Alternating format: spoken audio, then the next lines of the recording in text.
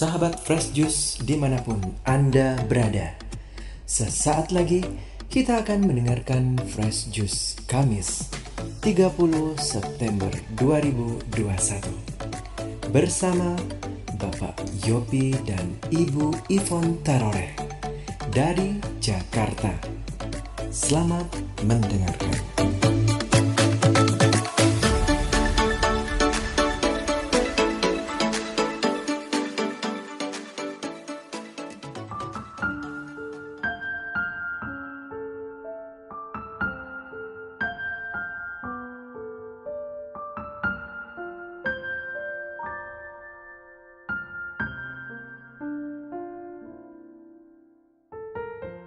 Shalom Bapak Ibu sekalian, para pencinta Fresh Juice yang kami kasihi. Shalom, kita jumpa kembali.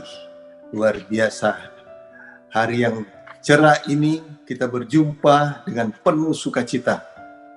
Nah, hari ini bacaan dari Lukas 10 ayat 1-12 mengenai pengutusan murid-murid. Yesus mengutus murid-murid dan dia punya janji-janji. Oleh karena itu kita akan langsung saja dengan Lukas 10 1-12. Kemudian daripada itu Tuhan menunjuk 70 murid-murid yang lain, lalu mengutus mereka berdua-dua mendahuluinya ke setiap kota dan tempat yang hendak dikunjunginya.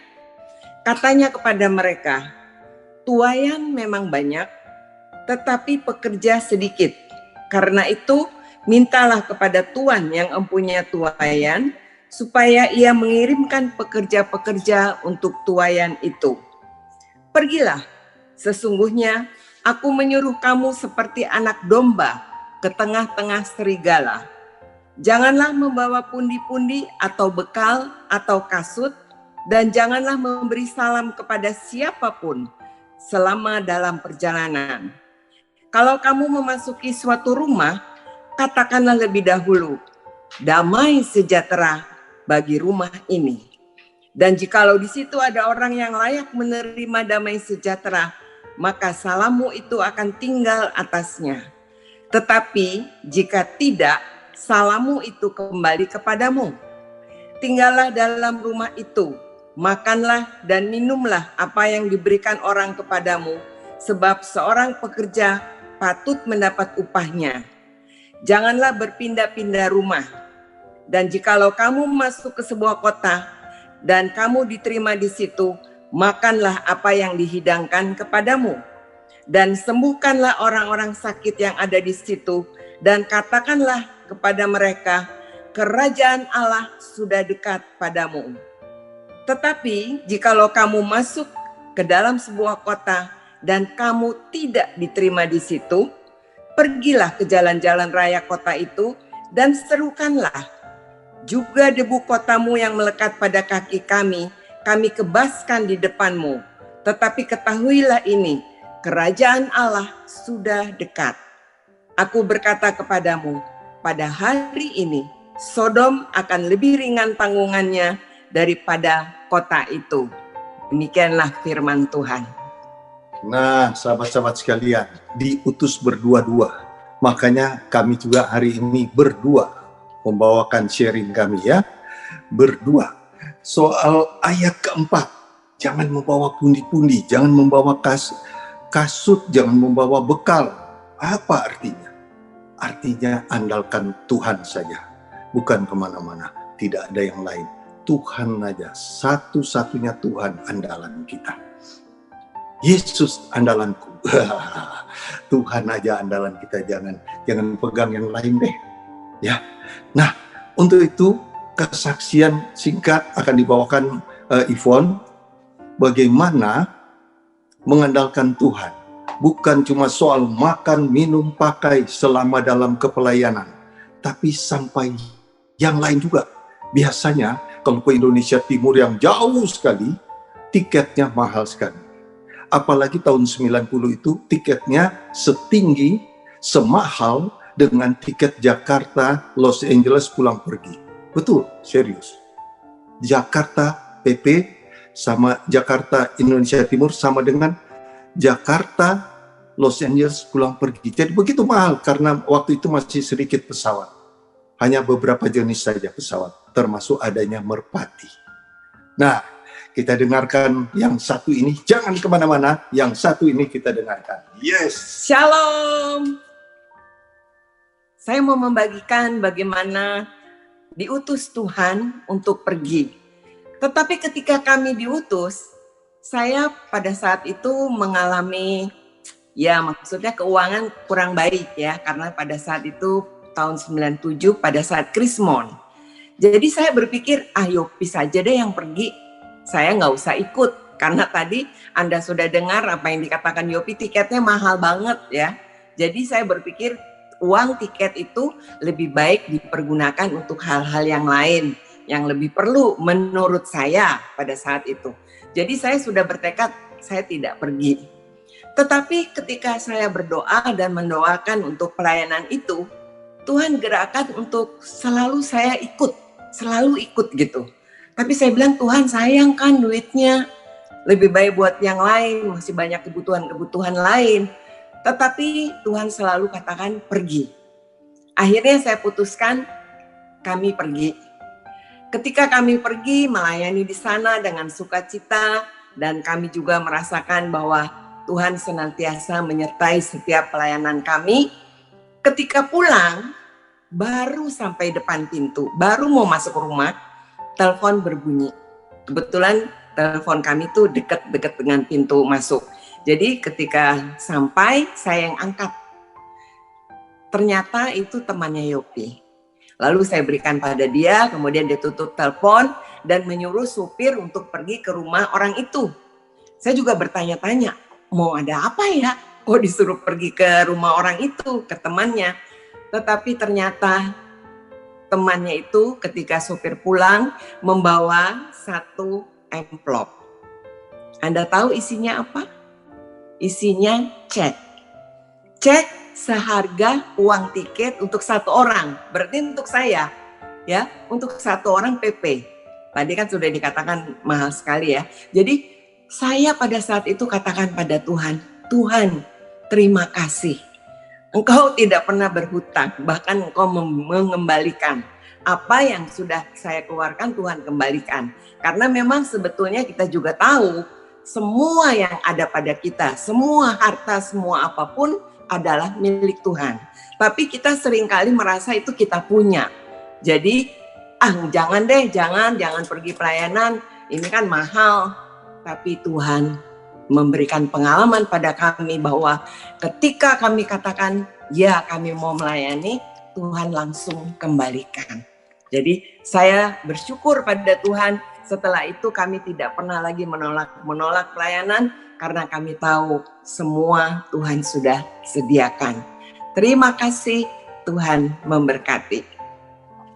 Ya, lihat itu tidak pernah kami tolak. Sungguh-sungguh tidak pernah kami tolak pelayanan. Maksudnya karena masalah tiket, masalah biaya. Tidak pernah kami tolak. Mau luar kota, mau luar pulau, mau luar negeri, kami terima asal setelah doa dan Tuhan beri kedamaian. Siap untuk berangkat. Ya, bersyukur Tuhan sudah menyatakan janjinya yang ya dan amin. Itu soal pendanaan. Nah, dikatakan dalam ayat 3, diutus seperti anak domba. Domba itu hanya 1-2 meter melihat jelas. Setelah itu dia tidak jelas. Makanya domba itu kalau jalan berurut karena dia buntut dari temannya itu.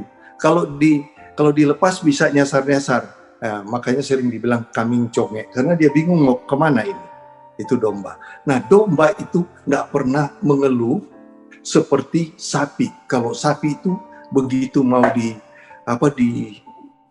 dibunuh, mau disembelih, begitu sembelih bisa ngamuk, bisa tabrak, bisa kejar orang dan sebagainya. Domba nggak ada dengar domba kejar orang. Ya, begitu. Itulah kita. Ya, apa artinya seperti domba? Maksudnya kita bukan menggunakan kekuatan. Kita melihat sekarang, ya, bagaimana tekanan-tekanan juga pada gereja dan sebagainya. Itu orang tetap biasa aja, tetap doakan. Itu kasih dengan kasih. Yaitu bagaimana? Mengandalkan Tuhan, bukan andalkan kekuatan sendiri. Andalkan Tuhan. Dengan andalkan Tuhan, diserang orang. Seperti kami, kalau ke desa itu, dan pernah terjadi, diserang oleh dukun. Dan dukun itu terus terang, bahwa betul dia sudah menyerang. Diserang oleh dukun, ditolong. Kemudian dukun itu berubah menjadi orang percaya. Setelah dia percaya, akhirnya dia minta dibaptis, minta keluarganya didoakan dan sebagainya. Setelah anaknya sembuh, anaknya tertolong, keluarga tertolong, dia dibaptis, seluruh desanya menjadi Katolik. Setelah bulan ke-6 setelah dia dibaptis. Jadi dia dibaptis dulu, 6 bulan kemudian seluruh desa menjadi itu. Karena apa? Andalkan Tuhan. Kalau enggak, kami di desa, aduh mau apa? Mereka kejar juga pakai parang, mau lari kemana, nggak tahu jalan juga.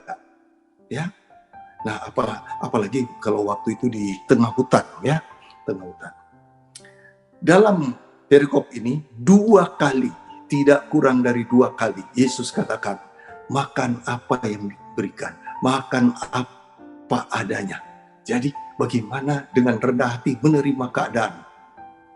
Jadi kalau pergi ke desa, kami belajar juga ini, firman ini. Setelah diutus, kami pergi ke desa, makan apa yang dia hidangkan. Pernah di pedalaman. Cara makan rupanya antik juga, unik banget. Makan pakai alas daun pisang.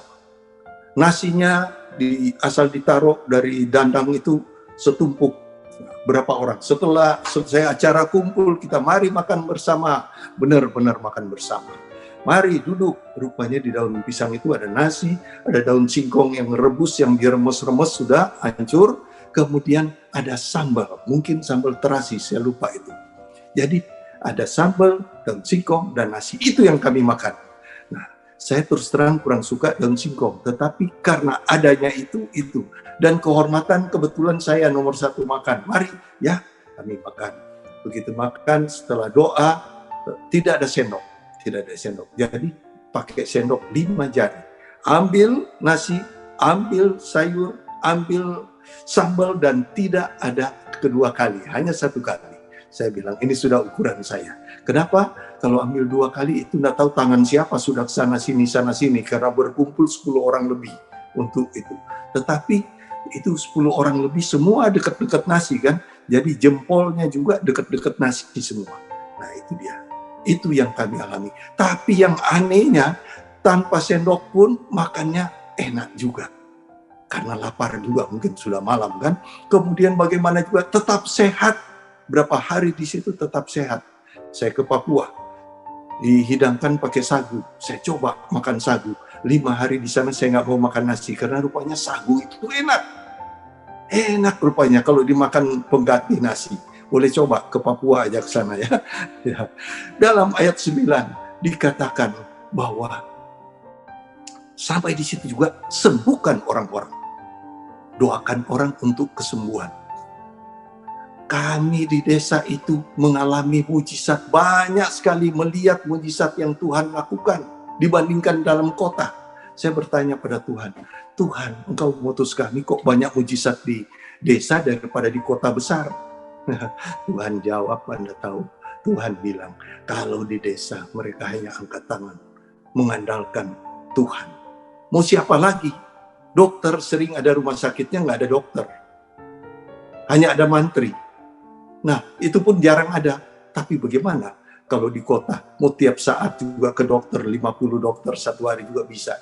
Tapi di desa mereka betul-betul berharap hanya Tuhan yang sembuhkan. Dan itu yang terjadi. Sehingga banyak mujizat. Kami melihat ada orang buta disembuhkan. Kami melihat Tuhan sembuhkan orang timpang.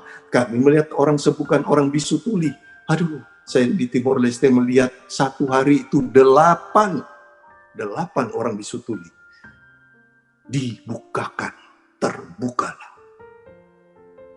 Jadi dengan ini semua saya melihat bahwa Tuhan itu luar biasa. Tuhan itu maha baik. Tuhan itu janjinya ya dan amin. Seperti ada lagu.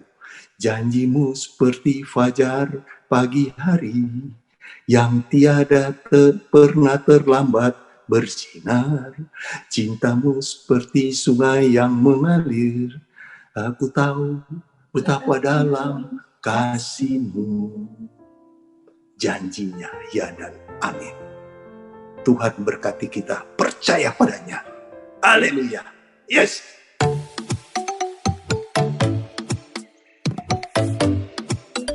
Sahabat Fresh Juice, kita baru saja mendengarkan Fresh Juice Kamis 30 September 2021.